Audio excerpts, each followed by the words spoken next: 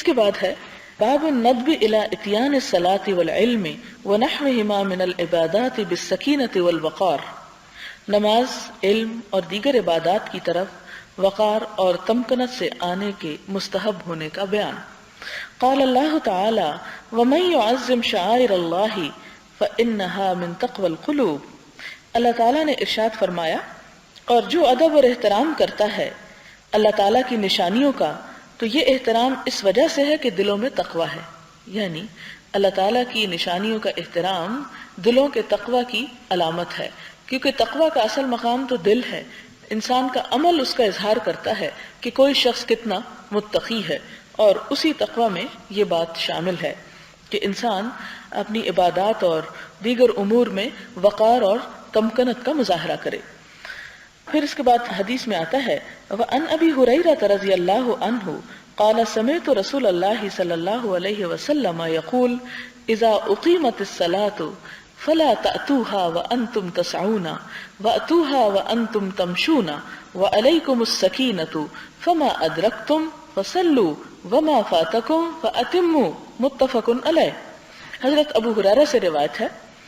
کہ میں نے حضور صلی اللہ علیہ وسلم کو یہ فرماتے سنا کہ جب نماز کھڑی ہو جائے تو دوڑ کر نماز کے لیے نہ آیا کرو بلکہ چلتے ہوئے آیا کرو، تمہارے لیے تمکنت ضروری ہے، جتنی نماز تم پا لو وہ پڑھ لو اور باقی بعد میں مکمل کر لو، یعنی اگر کوئی ایک آدھ رکعت چھوٹ بھی جاتی ہے آہستہ چلنے میں تو کوئی بات نہیں، اسے تم بعد میں جو رہ جائے تو کھڑے ہو کر اسے ادا کر سکتے ہو۔ اسی طرح یہاں پر انہوں نے صلاۃ کے ساتھ علم کا لفظ بھی استعمال کیا ہے کہ علم کی مجلس میں جب آؤ تو اس وقت بھی وقار اور طمانینت، لیکن آپ اپنے سکولز میں دیکھیں کہ بچے جب سکول داخل ہوتے ہیں تو کیا نظارہ ہوتا ہے، اور جب چھٹی کی بیل ہوتی ہے تو اس وقت کیا حالات ہوتے ہیں، اور ٹیچر چیخ چیخ کر ان کی لائنیں بنواتی ہیں لیکن کوئی تیار نہیں ہوتا، ایک ہجوم کی، ایک بھیڑ کی کیفیت ہے۔ تو یہ کسی قوم کے غیر ترقی یافتہ ہونے ہی کی علامت ہے۔ اس لیے کہ مجھے ایک عرصہ باہر جب پڑھنے کا موقع ملا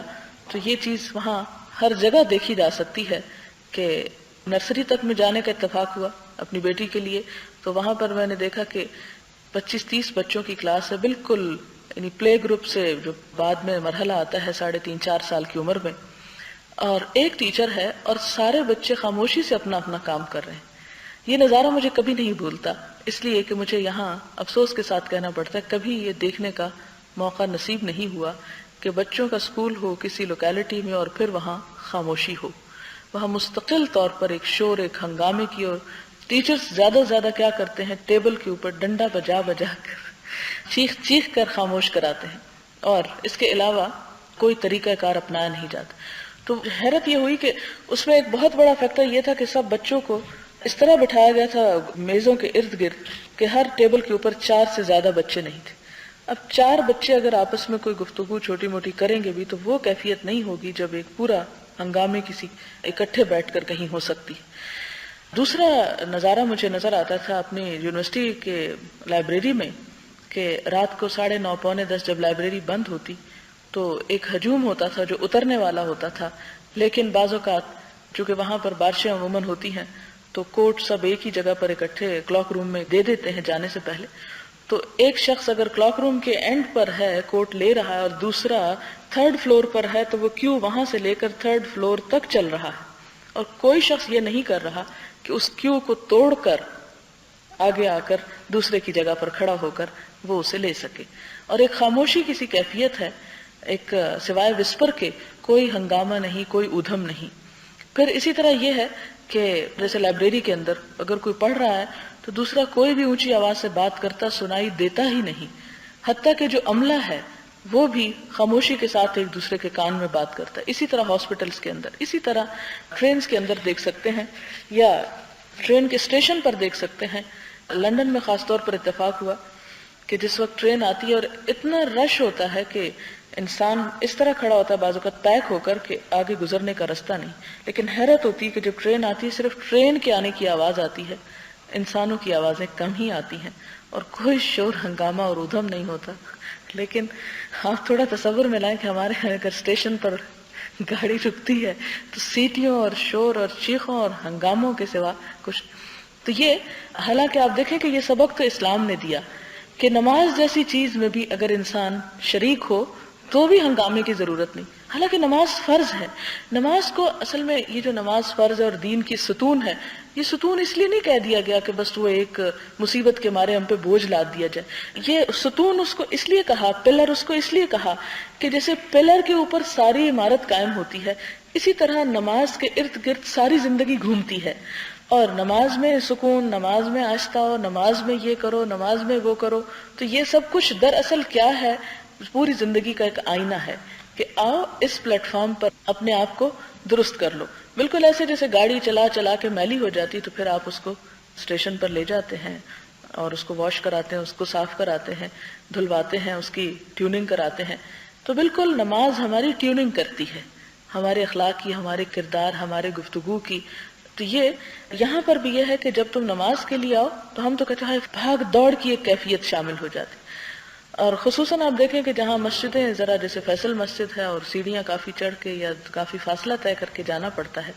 تو اگر اس چیز کو ملحوظ نہ رکھا جائے تو جو نماز ادا کرنے والے ہیں وہ اپنی ادائیگی میں بھی یکسوئی اختیار نہ کر سکیں.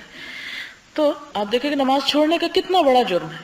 یعنی کتنی سزا اس پہ سنائی گئی اور کتنی وعید ہے اس پہ کہ نماز نہ پڑھو تو یہ اور یہ. لیکن یہاں پر کیا کہا جا رہا ہے کہ اگر ایک رکعت چھوٹ بھی جائے تو کوئی حرج نہیں، مگر بھاگو مت. یعنی یہ پتہ چلتا ہے کہ ایک رکعت چھوڑ دینا یا لیٹ ہو جانا یہ جرم نہیں، لیکن یہ جرم ضرور ہے کہ تم ایک بھگدڑ مچا دو اور ایک شور ہنگامے کی کیفیت پیدا کر دو اور دوڑ دوڑ کر نماز کی طرف آؤ. حالانکہ قرآن پاک میں یہ حکم بھی دیا گیا نیکیوں میں سبقت کرو، بھاگو، دوڑو، لیکن اس دوڑ کا یہ مطلب نہیں کہ تم ایک بدتمیزی اور ایک ہنگامے اور ایک اودھم کی کیفیت برپا کر دو. پھر اس کے بعد مسلم کی ایک روایت میں یہ الفاظ میں بھی ہیں کہ آپ نے فرمایا کہ جب تم میں سے کوئی شخص نماز کا ارادہ کر لیتا ہے تو وہ نماز میں ہوتا ہے. یعنی اب جب تم نے ارادہ کر لیا، وضو کر لیا اور پہنچنے میں اگر تھوڑی تاخیر ہو گئی کسی وجہ سے تو اپنے آپ کو نماز کے اندر سمجھو، تمہارا اجر اور ثواب اس وقت شروع ہو گیا. لہذا کوئی کام بھی ایسا نہ کرو کہ جو اس نماز کے وقار کے خلاف ہو. پھر اس کے بعد اگلی حدیث ہے ابن عباس رضی اللہ تعالی عنہما سے مروی ہے، انہوں نے عرفہ کے دن حضور صلی اللہ علیہ وسلم کی معیت میں کوچ کیا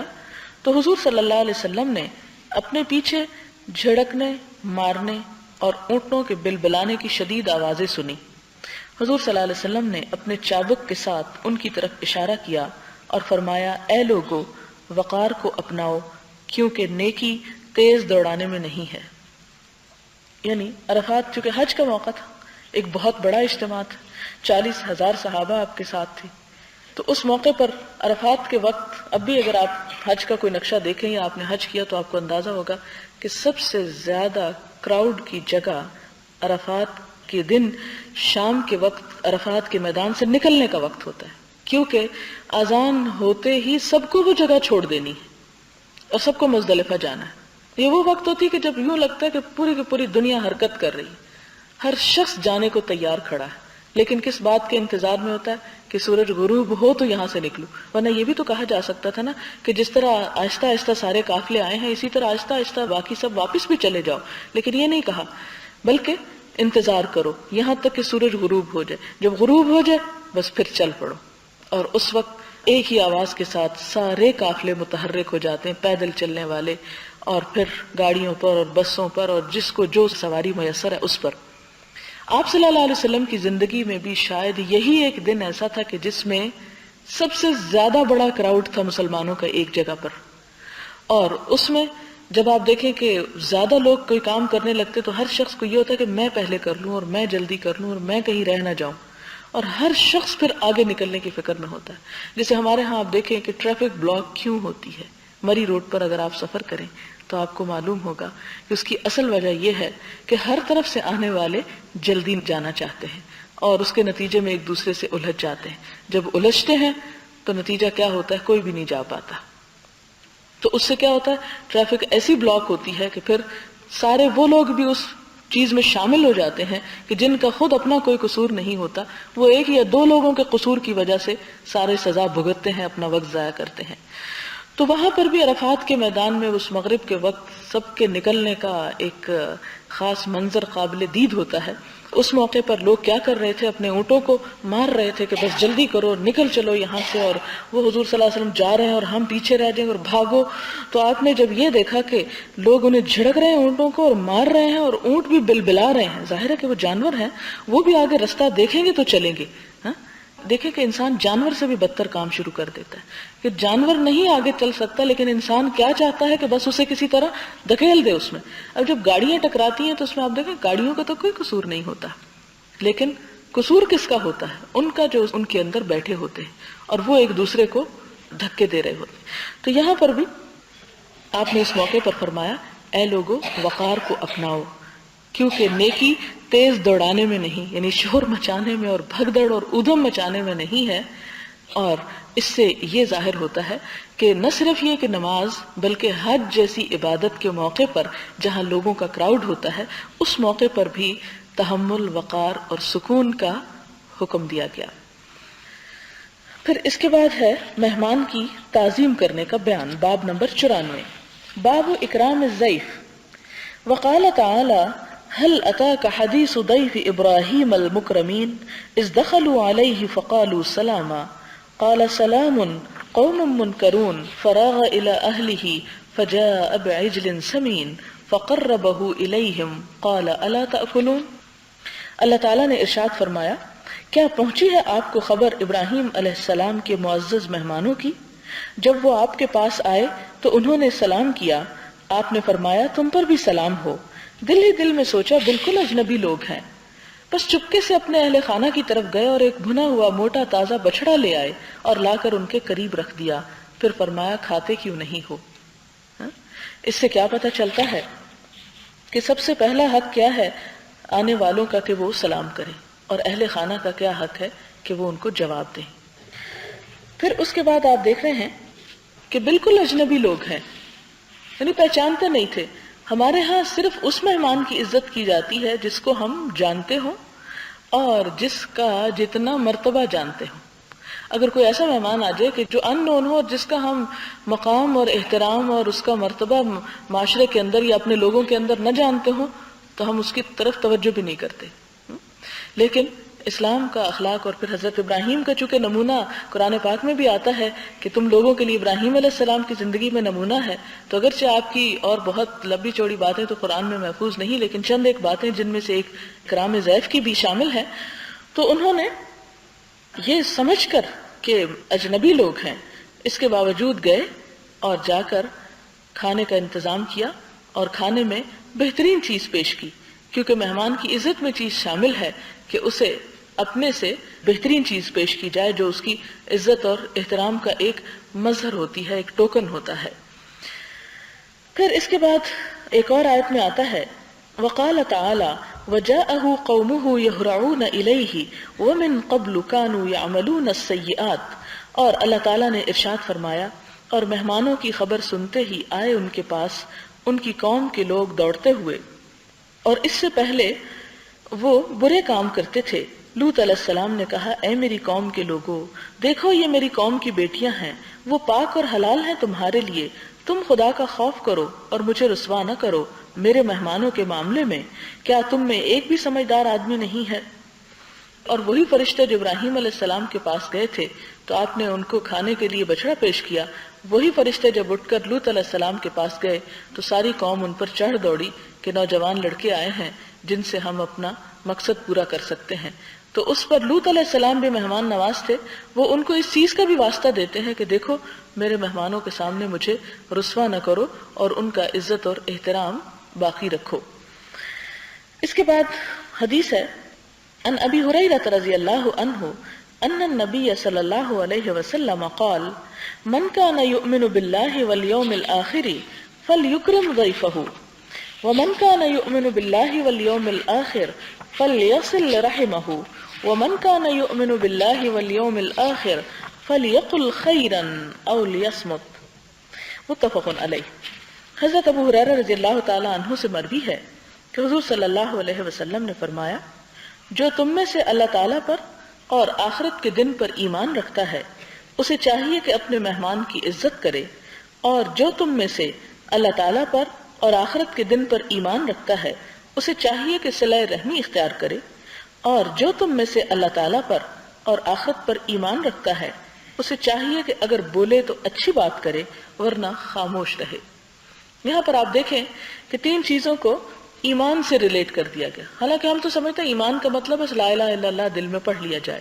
جبکہ ایمان کا حقیقی معنی کیا ہے کہ جو ایمان رکھتا ہو وہ مہمان کی عزت کرے۔ عزت میں کیا چیز شامل ہے کہ اس کے ساتھ وہ معاملہ کرے جو وہ اپنے لیے پسند کرتا ہے کہ اس کے ساتھ کیا جائے۔ مہمان کی عزت اور خاطرداری کا اس لیے بھی حکم دیا گیا کہ کوئی شخص جو دوسرے کے گھر میں اجنبی ہو سکتا ہے وہاں پر جا کر وہ خوف زدہ یا پریشان نہ ہو، بلکہ اسے اپنا گھر سمجھتے ہوئے وہاں پر رہ سکے اور اس کے سکون اور اطمینان کا، کیونکہ جب انسان اپنے گھر پر ہوتا ہے اسے پتہ ہوتا ہے اگر اس کے سر میں درد ہے تو دوائی کہاں رکھی ہے، کہاں سے وہ کھا سکتا ہے، بھوکا ہے تو کھانے کا کیا کر سکتا ہے، پیاسا ہے تو پی کہاں سے سکتا ہے۔ لیکن جب انسان کسی دوسرے کے گھر میں جاتا ہے تو ٹوٹلی وہ دوسرے کے رحم و کرم پر ہوتا ہے، پھر اس کی تمام تر ضروریات دوسرے کے اوپر منحصر ہوتی، اور اگر کوئی شخص توجہ نہ کرے تو دوسرے شخص کو تکلیف ہو سکتی۔ اس لیے اسے ایمان کے ساتھ منسلک کر دیا گیا کہ اہل ایمان کی یہ صفت ہے، یہ خوبی ہے کہ وہ آنے والے کی عزت کرے، اور جو آخرت پر اور اللہ پر ایمان رکھے اسے چاہیے کہ صلہ رحمی کریں، رشتہ داروں سے جوڑ کر رکھے، کیونکہ عموماً جب غیر مہمان آتے ہیں تو دل کھلے ہوتے ہیں، لیکن اگر اپنے مہمان آ جائیں تو لوگ عموماً کہتے ہیں کہ انہوں نے تو روز آنے کا کام بنا رکھا ہے، تو اس میں ان کی آمد پر بھی تنگ دل نہیں ہونا چاہیے اور ان کے ساتھ بھی عزت کا معاملہ کرنا چاہیے۔ اور پھر یہ فرمایا کہ اگر کوئی شخص ایمان رکھتا ہے اللہ اور یوم آخرت پر تو گفتگو کرنا چاہے تو اچھی بات کی کرے ورنہ چپ رہے، یعنی دوسرے کا دل نہ توڑے اور نہ ہی دوسرے کو ستائے یا غیبت چغلی نہ کرے۔ اگر کوئی اچھی چیز سنانے کی ہے کہ جس سے دوسرے کو خوش کر سکے تو پھر اپنی زبان جیسی طاقت کو استعمال کرے۔ وعن ابی شریح خویلد بن عمرو الخزاعی رضی اللہ عنہ قال سمعت رسول اللہ صلی اللہ علیہ وسلم یقول من کان یؤمن باللہ والیوم الآخر فلیکرم ضیفہ جائزتہ قالوا وما جائزتہ یا رسول اللہ قال یومہ ولیلتہ والضیافۃ ثلاثۃ ایام فما کان وراء ذلک فہو صدقہ۔ حضرت ابو شریح خوالد بن عمرو الخزاعی روایت کرتے ہیں، فرمایا کہ میں نے حضور صلی اللہ علیہ وسلم کو یہ فرماتے سنا، جو شخص اللہ تعالیٰ پر اور آخرت کے دن پر ایمان رکھتا ہے اسے چاہیے کہ مہمان کی عزت کرے اور اس کا حق ادا کرے۔ صحابہ نے عرض کیا یا رسول اللہ اس کا حق کیا ہے؟ فرمایا 1 دن اور 1 رات اور ضیافت 3 دن تک ہے، اس کے بعد صدقہ ہے۔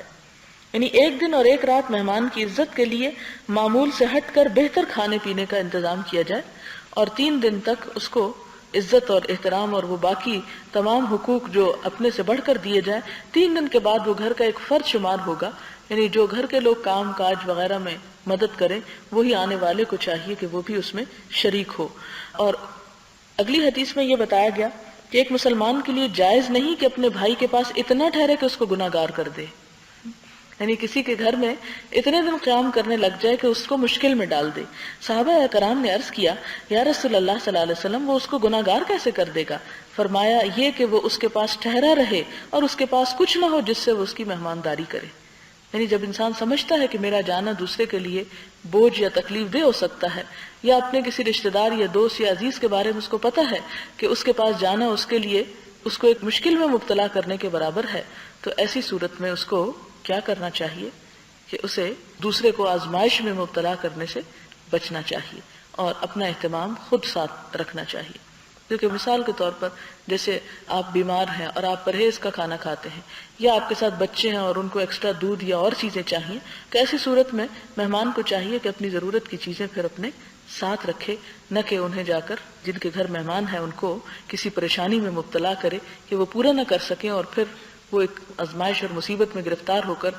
دنیا کی نظروں میں بھی گریں اور خدا کی نظروں میں بھی۔ تو ایک مومن کو یہ جائز نہیں کہ وہ دوسرے کے ساتھ ایسا معاملہ کرے۔ وآخر دعوانا ان الحمد للہ رب العالمین۔ سبحان ربک رب العزت عما یصفون وسلام علی المرسلین والحمد للہ رب العالمین۔ لا الہ الا اللہ انت الحلیم الکریم، سبحان اللہ رب العرش العظیم والحمد للہ رب العالمین، رب نسألك موجبات رحمتك وأزائم مغفرتك والغنيمة من كل بر والسلامة من كل إثم لا تدع لنا ذنبا إلا غفرته ولا هما إلا فرجته ولا حاجة هي لك ردا إلا قضيتها يا أرحم الراحمين إلهي آمين. سبحانك اللهم وبحمدك نشهد أن لا إله إلا أنت نستغفرك ونتوب إليك. والسلام علیکم ورحمۃ اللہ وبرکاتہ.